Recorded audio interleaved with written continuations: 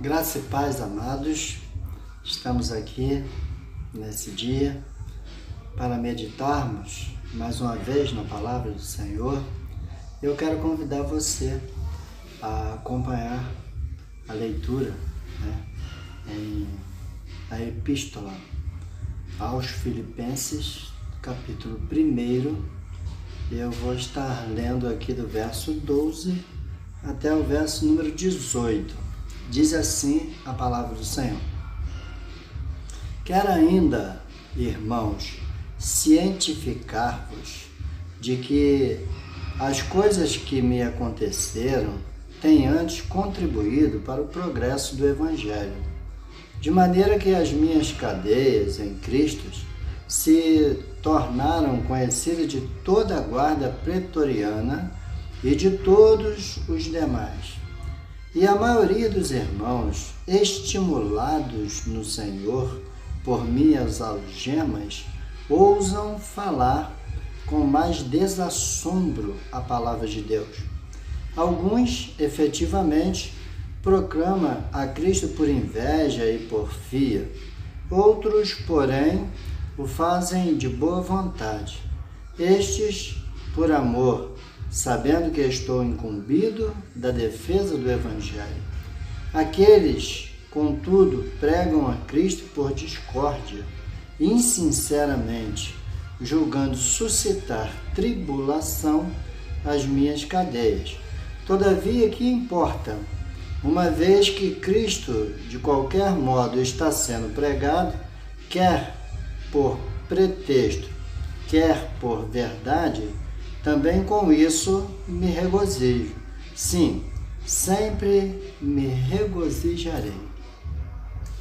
Amados, essa palavra é uma palavra muito abençoadora, porque o apóstolo Paulo inicia aqui dizendo que são as suas cadeias, a sua prisão, as suas lutas, as adversidades das coisas que ele vem enfrentando na sua carreira ministerial, na sua carreira de servo do Senhor. Ele diz que essas lutas, elas estão contribuindo para o progresso do Evangelho. E em outras oportunidades, nós meditamos aqui e procuramos entender, qual é a vantagem do sofrimento de um servo do Senhor, qual é a vantagem de tanta luta, de tanta dificuldade na vida de um servo do Senhor. Porque as pessoas naturais, elas sempre têm uma ótica diferente, E, na maioria das vezes, as pessoas acham que nós devemos fazer somente aquilo que é lucrativo. Se eu vou fazer algo que vai me trazer prejuízo, principalmente a minha pessoa, a minha imagem, se eu vou ser perseguido, se eu vou ser preso, se eu vou ser discriminado, então isso não seria muito interessante, porque não traria diretamente um lucro para mim, não é verdade? Mas o apóstolo Paulo diz o seguinte: o lucro não tem sido propriamente dito para ele, mas tem sido um lucro muito grande para o progresso do Evangelho. Ou seja, o Evangelho está progredindo através de suas cadeias, através de suas lutas. E ele chega a afirmar aqui, nesse texto que nós acabamos de ler, no verso de número 14, que ele diz assim: e a maioria dos irmãos, estimulados no Senhor por minhas algemas, ousam falar com mais desassombro a palavra de Deus. Então ele está dizendo aqui que tudo aquilo que ele estava vivendo, tudo aquilo que ele estava enfrentando, estava desinibindo os demais irmãos a pregarem a palavra, a divulgarem a palavra, vamos dizer assim, com um estímulo maior, com mais ousadia, com mais coragem. E ele achava que isso era maravilhoso, realmente, concordo com ele, né? Quando a gente consegue estimular as pessoas a viver segundo o ensino do Evangelho, quando a gente consegue estimular as pessoas a pregarem essa palavra maravilhosa, isso é tremendamente estimulante, confortador, né? E leva a gente adiante, né? É para isso que nós fomos chamados. O nosso trabalho todo está sob essa ótica, né? De não só nós estarmos encorajados a pregar, como também encorajar as demais pessoas. Por que isso, meus amados? Porque a mensagem que nós pregamos é uma mensagem totalmente diferente da mensagem que nós temos visto hoje, que a sociedade em que nós vivemos prega, né? O bem-estar, a autoestima, né? E tudo voltado para o eu, para si próprio, né? E aqui a gente observa que essa mensagem, ela está direcionada justamente a uma ótica diferente, uma ótica espiritual, que levam as pessoas a um conhecimento diferente daquele que o mundo conhece. Então, nós vamos seguindo aqui na nossa meditação. Ele vai dizer aqui que existia aqui dois grupos, né, divididos aqui entre si, e que uns pregavam o evangelho por inveja, por porfia, né? Eles queriam aqui um engrandecimento, né? Mas tinha um outro grupo que pregava por amor, por alegria, pela satisfação de ver a defesa que o apóstolo fazia aqui dessa mensagem, né? E ele chega mais adiante e diz assim, do que me importa, no verso 18, o que me importa, né? Uma vez que Cristo, de qualquer modo, está sendo pregado, quer por pretexto, quer por verdade, também com isso me regozijo. Sim, sempre me regozijarei. Então ele deixa muito claro que a sua convicção, que o seu desejo, o seu propósito é realmente o engrandecimento do reino de Deus. E eu quero fazer aqui uma aplicação para os nossos dias de que quantos pregadores querem ser famosos, né? Com essa pandemia, obrigou todos nós, né, pastores anônimos, né, pastores desconhecidos das redes sociais, a começarem a pregar aqui na mídia, né, a começar a postar mensagem, gravar cultos.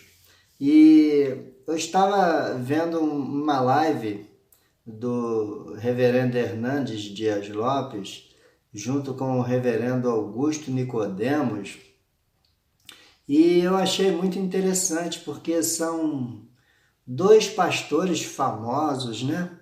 E quando eles postam algumas coisas, né? Milhares de pessoas assistem, milhares de pessoas curtem. E o reverendo Hernandes Dias Lopes, naquela live, ele dizia assim, olha, apareceu muitos pastores, né? Pregando o evangelho nas redes sociais. E eu quero encorajar vocês a continuar com esse trabalho, porque o evangelho precisa ser pregado, né? E aquele ali me trouxe uma alegria muito grande, porque ele, sendo uma pessoa, né, que está muito além da gente no ministério, deixou essa palavra de encorajamento para que nós pudéssemos manter a pregação do Evangelho aos nossos irmãos em Cristo, à nossa igreja diretamente e indiretamente também a outros irmãos e até mesmo outras pessoas que não são membros de nenhuma igreja, mas são amigos do Evangelho, né, e gostam de ouvir, gostam de compartilhar a mensagem do Senhor. Então, aquilo ali trouxe uma alegria muito grande para mim. E eu quero dizer para você, nessa aplicação aqui que eu estou fazendo, de que nesse momento de pandemia, e que nós temos muitas pessoas que fazem parte do grupo de risco e não pode sair de casa, né?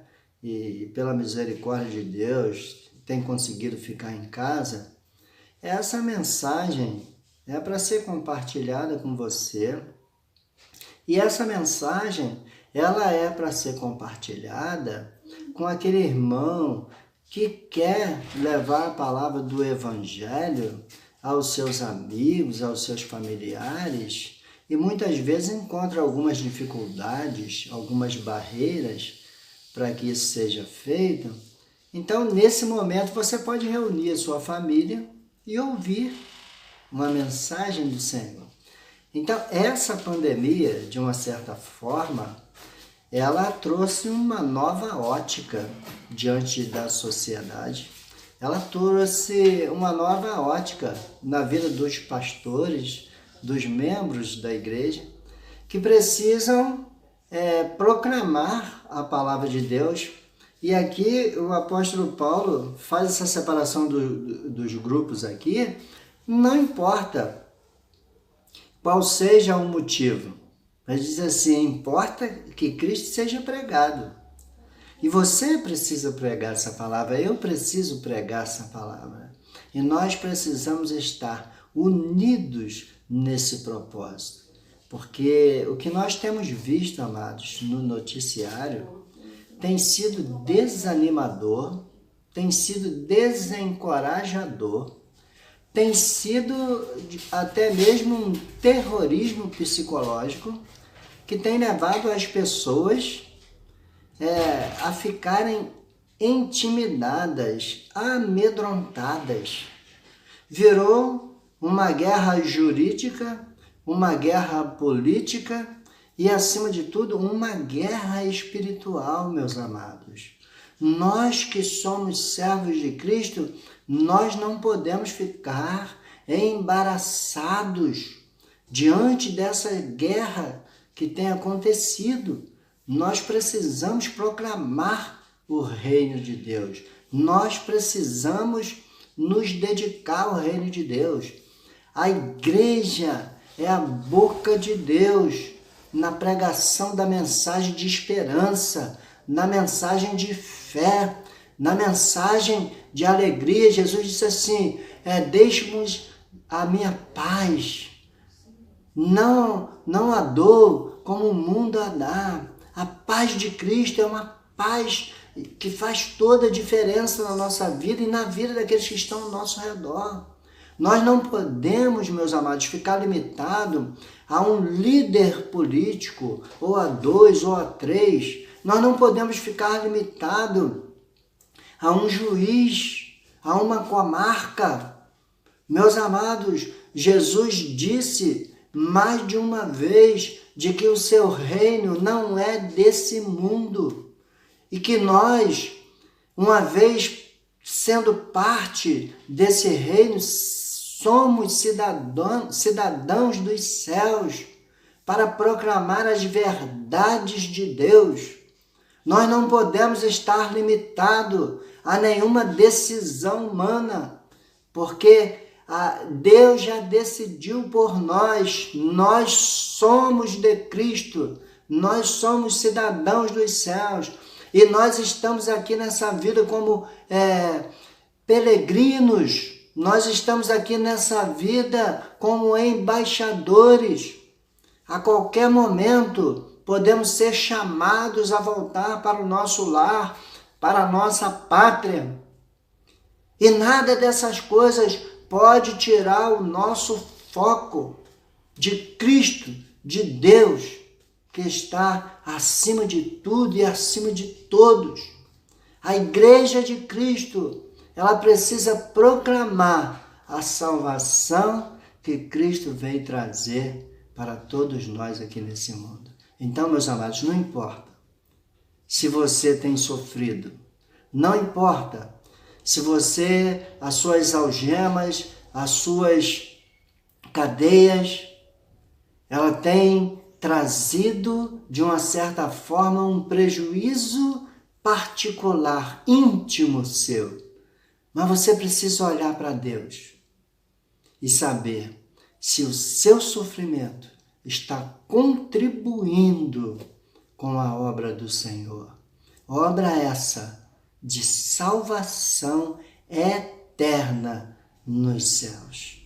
Deus possa nos abençoar, amados, que possamos renovar as nossas forças e a nossa coragem na pregação e na vivência desse Evangelho para a glória de Deus. Vamos orar, amados? Grandioso Deus e Pai Celestial, muito obrigado, Senhor, por tudo que o Senhor tem feito por cada um de nós, ó Pai. Suplicamos que o Senhor continue nos guardando, nos protegendo, ó Deus, até a hora em que o Senhor já reservou para nos chamar para junto de Ti. Permita, Senhor, que enquanto estivermos aqui, nesse mundo, nessa sociedade, possamos pregar essa palavra que salva, que cura e que liberta o homem do poder das trevas. Assim nós oramos agradecidos, em nome de Jesus. Amém. Fiquem na paz, meus amados.